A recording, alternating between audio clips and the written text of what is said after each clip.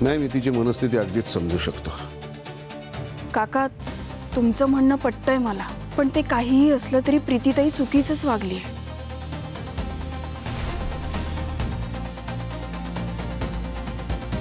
कोणावरही हात उचलणं हे चुकीचं आहे आणि त्यामुळे प्रीतीताई तू माफी मागायलाच हवीस.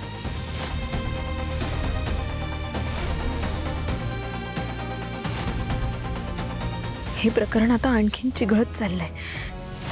त्याआधी मी माफी मागितलेली बरी. मी जर माफी मागितली नाही तर मीच चुकीची दिसेन. हीच ती वेळ आहे ह्या सगळ्यांच्या गुड बुक्समध्ये यायची.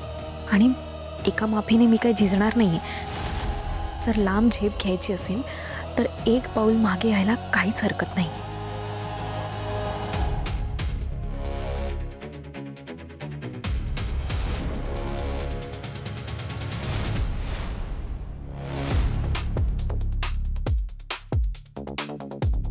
ठीक आहे,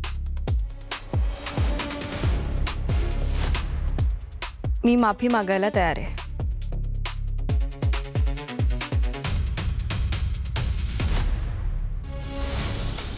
सॉरी.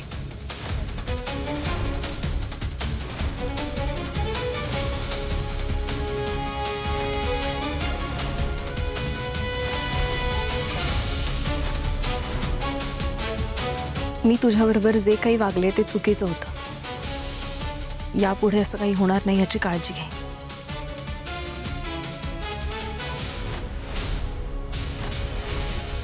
झालं का आता तरी, का अजून काही बाकी आहे?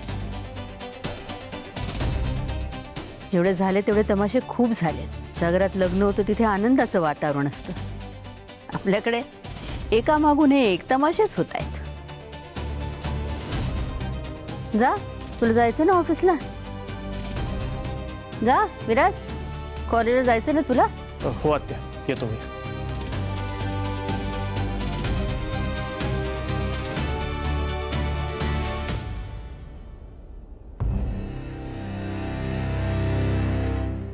ह्या दीप आणि स्वराज मधला बॉन्ड खूप स्ट्रॉंग आहे.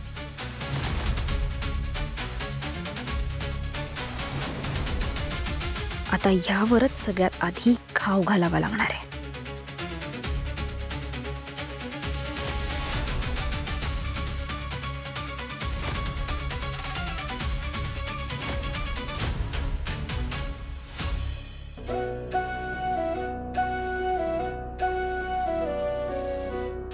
काय झालं?